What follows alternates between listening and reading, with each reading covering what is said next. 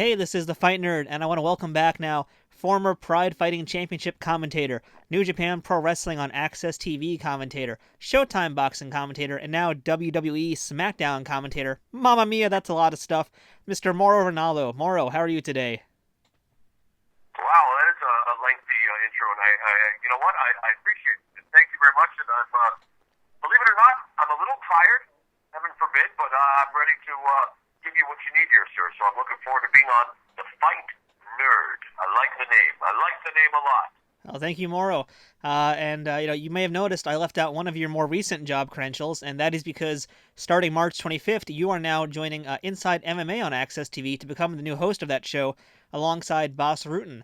So congratulations on that. And my first question, obviously, is how did you get the summons to host that show? And more importantly, how do you even have time to host another show with your schedule?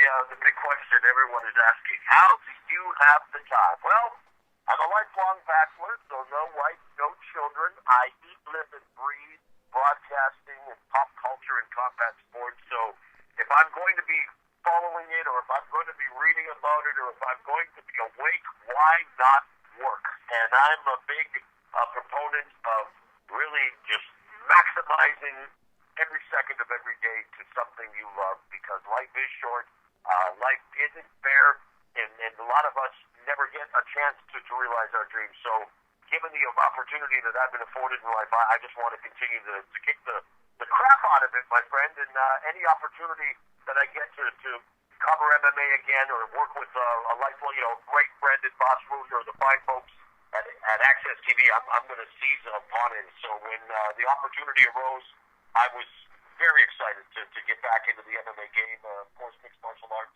has been such an integral part of my combat sports broadcasting career.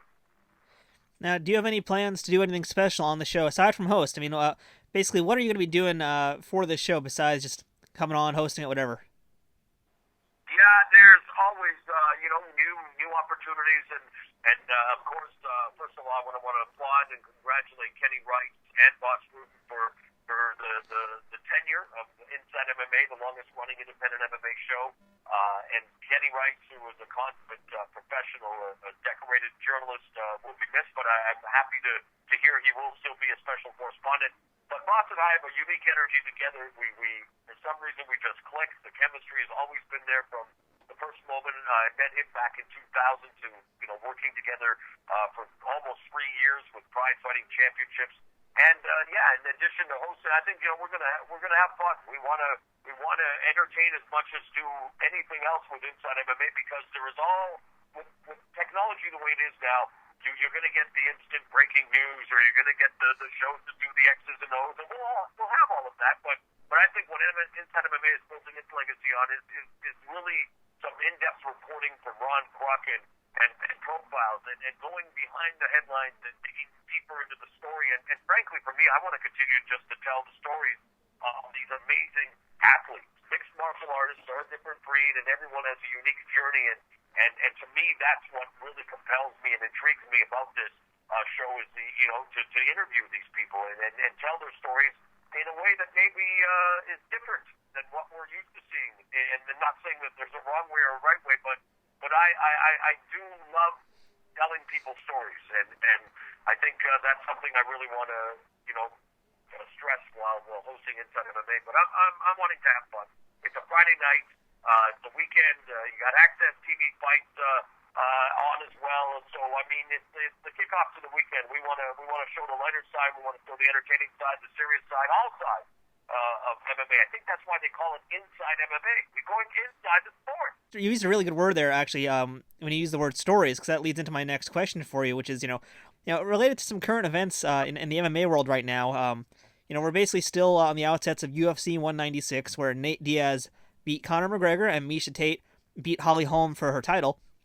So my question to you is, what do you think happens next with all of these competitors and the other contenders that are also tied into both of these stories? Because this is basically, that event was just a giant upset, and I'm sure a giant monkey wrench in the plans of the UFC. Yeah, but it was a monkey wrench that I think is going to just mean more money for the UFC. I know a lot of people, and then maybe rightfully so, in the near future, saying it costs them millions of dollars. Of course, Conor McGregor the biggest draw in the company, with the chance to, really solidify his legacy, moving up 2 weight classes, and was supposed to, was supposed to move up 1 weight class to fight the lightweight champion Rafael dos Anjos, who unfortunately broke his foot, and even, of course, McGregor trying to make history by becoming the first UFC fighter to do what Dan Henderson did in Pride, and that was to win, and hold 2 titles simultaneously. But yeah, the apple cart was rocked in a big way with Nate Diaz, who I picked to beat Conor McGregor because of a variety of issues, size being one of them, experience, and also the fact that I think Conor McGregor still remains a bit of an enigma when it comes to his ground game, although all 3 of his losses in his career did via submission. I think that's the interesting question. How will he now respond to adversity? He was very gracious in defeat. He remains a huge prize, still 145-pound champion. I expect him to defend the title against Frankie Edgar, even though I know the UFC likes to put together rematches when champions lose. The fact that Jose Aldo lost in a record 13 seconds and then turned down the opportunity to face McGregor when Dos Anjos fell out. I think Frankie Edgar has more than earned the right to defend or challenge McGregor. I think it's a huge fight and one that I think will go down at UFC 200. For Nate Diaz, this guy can outright his own ticket. I mean, he made a huge chunk of change, biggest purse of his career, and as we saw with his brother Nick, when he fought George St. Pierre and made the biggest purse of his career, how much, he disappeared for a while. I think the Diaz brothers are at a point in time now where I think most of them just want big fights that are going to make them a lot of money, and I can see Nate Diaz maybe he wants to avenge the loss to Dos Anjos, go down to lightweight. He hasn't fared very well at welterweight, although that's where this fight against McGregor was contested. I know people thought maybe he would challenge Robbie Lawler for the welterweight title, and Nick recently said, Nate said that, those size fights, those weight classes are for his brother Nick. So I think Nate Diaz may face Dos Anjos again, or just wait to see what Dana White and company come up with. I don't think he's in a rush to get back, and I know he won't have a regular fighting schedule. He's not going to be Donald Cerrone, that's for sure. But I believe that he may go down to 155 and face RDA. For Miesha Tate, wow, talk about hard work and everything she's put into her career, and what an amazing, dramatic come-from-behind victory against extremely talented Holly Holm, who was the favorite, who I thought would beat Miesha Tate because of the fact that she was so much better in the stand-up, or according to, the stats of a multiple-time world boxing champion, kickboxing champion. We saw her with the vicious kick KO of Ronda Rousey, who had defeated Miesha Tate twice prior. But I think Miesha Tate right now is the best she's ever been, and she's always going to be involved in these dramatic fights. You remember against Marlon Spoonin and Liz Carmouche and Julie Kensey, and she just it's the personification of heart. But she's got skills. She's shown Holly Holm and plenty of resilience. And I think Miesha Tate, I know, could face Ronda Rousey for the 3rd time if Rousey returns. And I know people think, no, she will return, but she's got, 3 movies she's got to film. I still wonder where she is mentally after the first loss to Holly Holm and how she reacted to said loss. I don't think it was the best way to handle that situation, but she is a phenomenon, Ronda Rousey, the biggest female star in the sport. So maybe it'll be Miesha Tate and Ronda Rousey. I could see Miesha Tate, Holly Holm too, because of how dramatic and how exciting and how close the fight was. And I know Holm would like to have that rematch, maybe at UFC 200. Tate's boyfriend and trainer Brian Carway mentioning the name of Amanda Nunes, who I called in Strikeforce. I don't think that's a marquee attraction at this point. Nothing against Amanda Nunes, who is an explosive fighter. In fact, the earlier she can stop a fight, the better. Conditioning can be a problem. But she doesn't have the name value yet. And I think Miesha Tate, knowing how much she had to overcome and what she had to go through to get to this point where she is, now more successful, more famous than she's ever been, she can now, call the shots, so to speak. And I wouldn't be surprised if she takes some time off as well and just reassesses the landscape and does what's best from a bank account standpoint. Let's face it, at the end of the day, it's prize fighting, and for all of these fighters, there are millions of dollars at stake. I think Holly Holm is going to, try to get that rematch, and if not, I could see her against Kat Zingano or even, they do the rematch with Ronda Rousey. I know that still was supposed to be the biggest fight in UFC history, and I know Dana White had some less than kind words to say about Holmes' manager, who demanded that she, defend the title against Tate instead of waiting for Rousey. And all of us are going to wait for Ronda Rousey. I really don't know if Ronda Rousey will return to fighting, and I'm not just saying that to be contrarian or to create drama.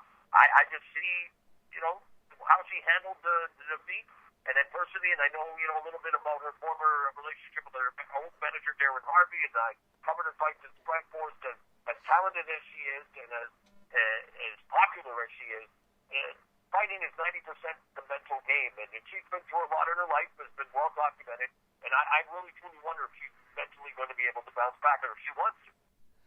Well, let's talk a little bit more about Ronda then, since you brought that up. I mean, what do you see as the future for Rousey? Because she is doing movies.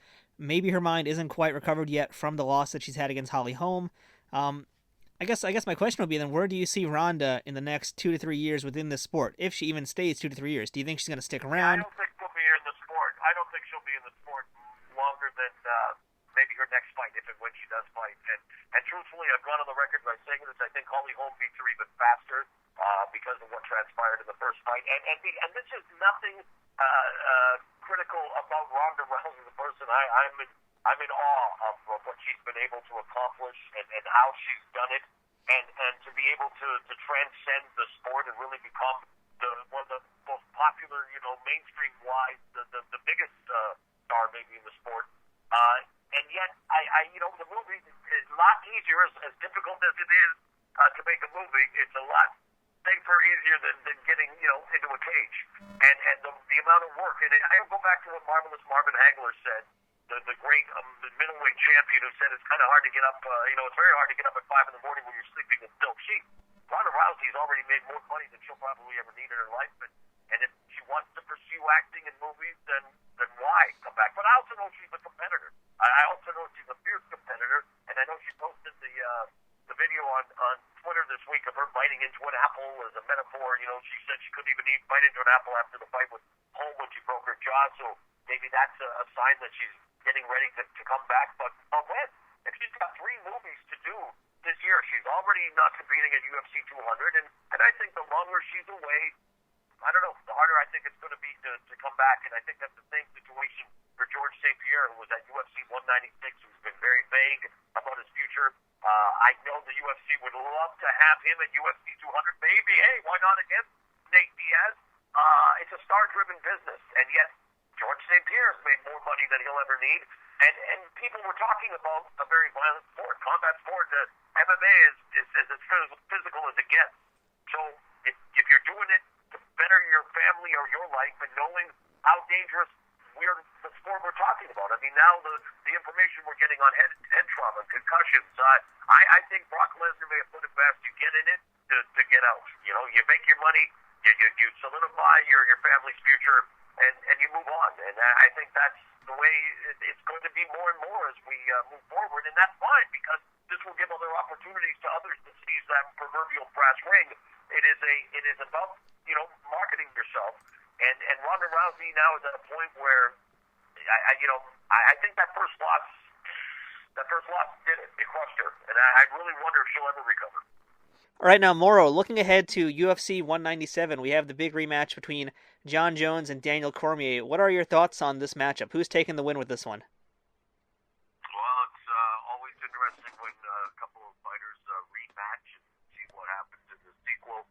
Jon Jones, of course, defeated Daniel Cormier rather handily in their first meeting to retain the UFC Light Heavyweight Championship, only allowing one takedown by the former Olympic wrestler, which, if he can keep Cormier standing, as much as Cormier's striking has definitely matured and evolved, working at American Kickboxing Academy, against a guy with the wingspan of Jon Jones, the speed, the youth, regardless of what has happened outside of the octagon, where he almost derailed his career with, breaking the law, and I think finding himself as a man and maybe maturing as a human being. You can't discount what Jon Jones does inside the octagon, one of the greatest fighters ever at his young age, and continuing to get better at the Jackson Winklejohn. I think it's a tough matchup for Daniel Cormier, any way you look at it, because of the creative that the size and that youth that is going to, I think, again, be a big factor in stopping Daniel Cormier's takedown attempts, where really Cormier has to try to find a way to get this to the ground, pulling him against the cage, and I don't think he can do it. And this is nothing not to discount what Daniel Cormier has already achieved in his career. I remember in Strikeforce, a revelation as a small heavyweight when he ragdolled Josh Barnett in the Strikeforce heavyweight Grand Prix, knocked out Antonio Bigfoot Silva, and we've seen what he's been able to do as a light heavyweight, despite the loss to Jones. You know, big win over Anthony Rumble Johnson, a big test, a big fight with Alexander Gustafsson. I just see this as a bad matchup for Cormier, and while I hate to make predictions, I think John Jones will emerge once again as the UFC heavyweight champion at UFC 197. All right, now on to the topic of Bellator MMA. 2016, they're doing some big things. They're going to be breaking into the kickboxing world this year as well. And you know, in my opinion, they've got some very good fighters. They do some good fights, but lately they've been a little stuck on these gimmick fights, such as Hoist and Ken having a match and the Kimbo Dada fight. And they're bringing in great ratings, but they seem to be kind of damaging the reputation among hardcore fans. And I feel like even more casual fans are a little turned off by those matches, especially because of how they turned out. The numbers don't reflect that. In fact, Bellator, according to my buddy at Wrestling Observer, Dave Meltzer, the ratings are up 45%, skewed by the record ratings that were drawn when Hoist Gracie fought Ken Shamrock, and the debacle that was Donna 5000 against Kimbo Slice. And while we hope that the sport may have, reached a level where those kinds of fights aren't necessary, and obviously still very much necessary when we're still driven by ratings, that Bellator is a television entity owned by Viacom. Scott Coker, who studied the Japanese form of promotion and did so successfully with Strikeforce, is doing whatever it takes to make Bellator a viable entity. And these fights, whether we like them or not, and again, I was involved in calling some, train wreck TV with Pride Fighting Championships, and I think there is a place for those kinds of matchups. I don't know if you want to hang your hat on them, but I think Scott Coker is smart enough to know that, he wants to use these gimmick matches, as you put it, to hopefully elevate the profile of the rest of his roster, the young champions, the young fighters who are on their path to success. And yeah, I did not like what I saw, and I was definitely afraid that Donna 5000 would die in the cage at Bellator, and the fact that he's been in hospital for a long time just speaks to how ill-conceived all of that was. But if you are owned by a television company and the company's success is dictated by ratings, then you can't argue with the success of what Bellator has done with its tentpole shows. And I know that Scott Coker is a tremendous judge of talent. You look at the Strikeforce alum; they're now 5, I believe, who are UFC champions. I know that Scott Coker is one of the best promoters in the business, but he has to try to serve two masters, and that's ratings. Then you have a hardcore and other MMA fans, but I do see there's a potential now with free agency becoming more of a thing, which is good, I think, for the overall health of the fighters' bank book anyway, giving them an opportunity to maybe bid, have the companies bidding for their services. UFC and Bellator, we saw Benson Henderson jump ship. Matt Mitrione, UFC heavyweight, just signed with Bellator. I know Rory McDonald, I read, is contemplating exploring free agency, and why not? You have a short window of opportunity to be successful, especially in combat sports where an injury can happen at any time, and where you don't really want to subject yourself to the punishment that is innate in this form of athleticism and competition. And I always remember Bill Goldberg and Brock Lesnar even saying, you get in to get out. You get in, you make as much money as you can to better your family's future, your future.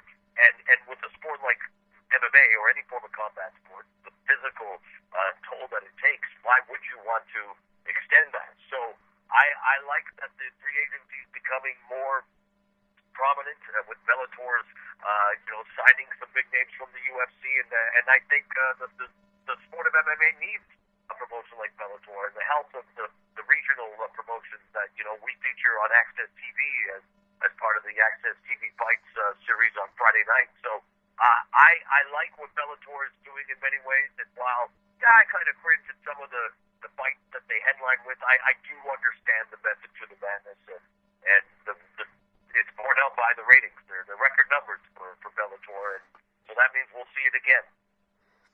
All right, now Mauro, I'd like to jump into some pro wrestling with you. And obviously, I really enjoyed your commentary with Josh Burnett doing New Japan Pro Wrestling on AXS TV. And it's safe to say now that you're really living the dream as now a commentator with WWE, doing WWE Smackdown. So I'd like to ask, what's that like for you? What was the first day of the job like? Did anybody give you any advice backstage? Really, what's this whole process been now that you're part of the WWE product? Well, it's a dream come true, as you stated. I've been a lifelong professional wrestling fan. Started my career in pro wrestling at 16 with All-Star Wrestling in Vancouver as a teenage heel manager / color commentator on the weekly show that aired across the country for many years. I was there from 1986 to 89. Again, my first job in broadcasting, and to be able to cut my teeth in my first love, I thought that was already a thrill, and that was it. But I began a 30-year journey in broadcasting, and being able to do what I've done in both MMA and boxing and kickboxing has been incredible, and I'm blessed. But yeah, going to WWE as the voice of Smackdown is unbelievable, and I still find it hard to totally wrap my head around that. I travel every week with the biggest entertainment companies in the world, and I get to sit ringside with a Hall of Famer, Jerry Lawler, and a young up-and-coming Byron Saxton, and call the best that sports entertainment has to offer. And a big, thanks has to go to Michael Cole, the voice of WWE, who was instrumental in really spearheading this whole situation where, he contacted me late last year to gauge my interest. And then I talked to Triple H, and of course it had to be rubber stamped by Vince McMahon, but everyone there has made me feel like an instant member of the family. So many of the superstars and divas, in fact, are combat sports fans, big boxing and MMA fans, and we've seen the crossover and the synergy with Ronda Rousey with The Rock at WrestleMania last year. Daniel Cormier was at WrestleMania last year, and it's funny because when I'm in a MMA or boxing environment, I always inevitably start talking about WWE or sports entertainment, pro wrestling, whatever you want to call it. And conversely, when I'm in the WWE environment, even this past Monday at Raw, Undertaker wanted to talk about fighting, and Dean Ambrose telling me that, Nick Diaz's fights in Strikeforce were his favorite fights. So there's a lot of synergy, there's a lot of crossover, and I think it's one of the reasons that I'm able to do what I do at this particular moment in time. Because, there used to be a stigma attached to sports entertainment, and I think people now know, it's a form of entertainment, but these are athletes, these are incredible performers, and I approach it and I call WWE Smackdown like I would MMA or boxing, and I think that's why a lot of people are responding favorably, is that, for whatever reason, WWE has this mandate. They want to have different voices, different styles, depending on the show, and Michael Cole does an incredible job of being a traffic cop for the 3-hour live Raw every Monday, where there's a lot of features, there's a lot of traffic, and then he has to still call the matches. And for me, doing the 2-hour Smackdown on Tuesday night, they told me my mission statement, from get-go, my job was to just call the matches and use my unique style, I guess. In many ways, people think it's a throwback to the old school style of commentating, like Vince McMahon, Gorilla Monsoon, Jim Ross, Joey Styles. That makes me feel good, but I'm just being me. I'm doing it like I would an MMA or boxing fight, and so far it's been amazing. The feedback I've gotten from the locker room, and especially via social media, is truly humbling. So I'm first of all happy that I get to live the dream, but I'm ecstatic that people seem to be liking it. Yeah, I gotta say, I'm really digging it. I haven't watched SmackDown in a long time, but hearing that you're on it made me start watching again. So I'm very happy you're there, and congratulations once again. Now, Thank you. Coming up in a few weeks, we have WrestleMania 32, big event, obviously. Most of the show has pretty much been booked at this point. But with what we know at this point, which of those matches on WrestleMania 32 are going to steal the show? Which one's going to be, you think, the one that makes everybody talk the day after? Well, it all depends on what you mean by stealing the show. I'm a big work rate guy, and that's one of the reasons I think I'm allowed to be me, is that, I love to tell the story of what's actually going on in the ring, the moves, the counter moves, and the story being told with the action. But, there's a lot more to it when it comes to sports entertainment and the storyline and the narrative. I'm really looking forward, even though they've had 3 classic matches already and then a short-lived tag team. But AJ Styles and Chris Jericho have amazing chemistry. I think they could definitely definitely deliver what for AJ Styles will be his first WrestleMania moment.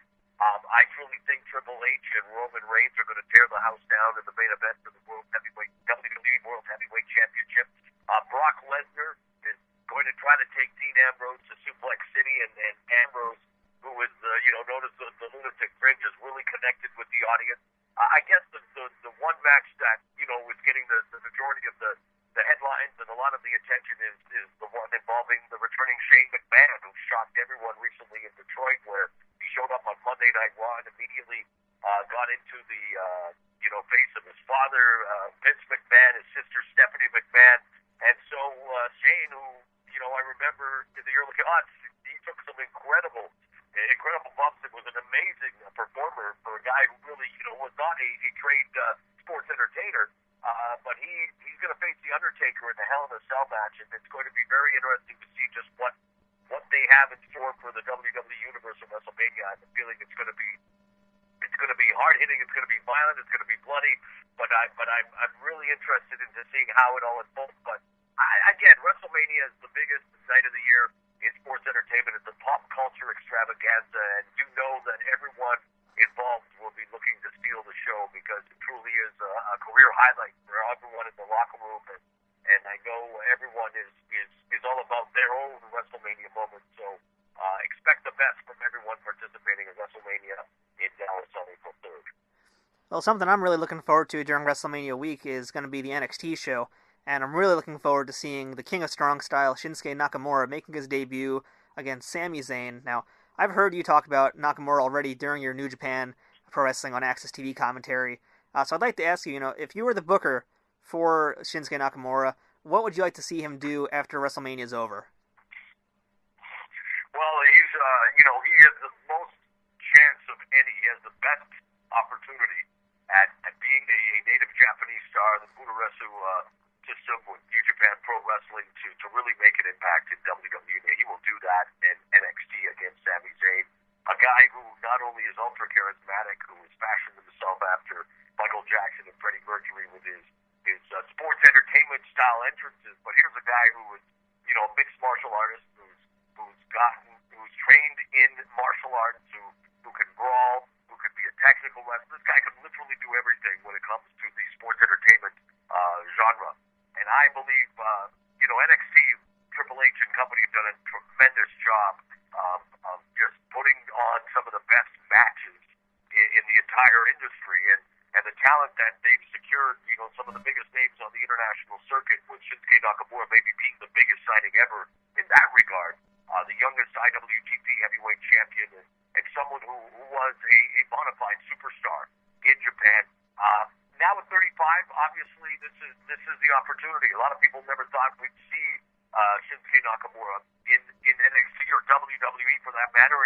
And selfishly, I would love for him to be on the main roster so I could call his matches on SmackDown. But I'm looking forward to being in the building. This will be the first time, in fact, despite the work I did with NJPW on AXS TV, that he and I will be in the same building. I can't wait to meet him and tell him how much I've enjoyed calling his matches and how much I look forward to seeing him battle Sami Zayn. That show, NXT TakeOver, which is the Friday night before the Hall of Fame ceremony on Saturday, it could very well give WrestleMania a run for money in terms of the excitement, the talent. But that's, again, what a great problem to have. And to me, it just shows that the future of WWE is so incredibly bright with what is going on in NXT. And it's not just even that NXT is like the future of WWE. It's NXT. It's its own touring brand. It's its own entity. And who knows? Maybe we might see Shinsuke Nakamura dominate NXT for a while before he even moves up to WWE. But I can't wait to be there watching his match with Sami Zayn and seeing the reaction, because I think while I think everyone will be familiar with him already, it's going to be cool to see what he does in an NXT ring. Yeah, it's going to be some great action WrestleMania weekend. Now, Mauro, aside from what you're doing with AXS TV, you have a podcast with Boss you mentioned, so how do our listeners check that out? Yeah, you can listen to it wherever fine podcasts are heard. In fact, you can subscribe free on iTunes, on SoundCloud, a bunch of different areas. It drops every Friday. And Bosswood and I, who of course closely associated with Pride Fighting Championships, MMA, but it's not just a combat sports podcast, although combat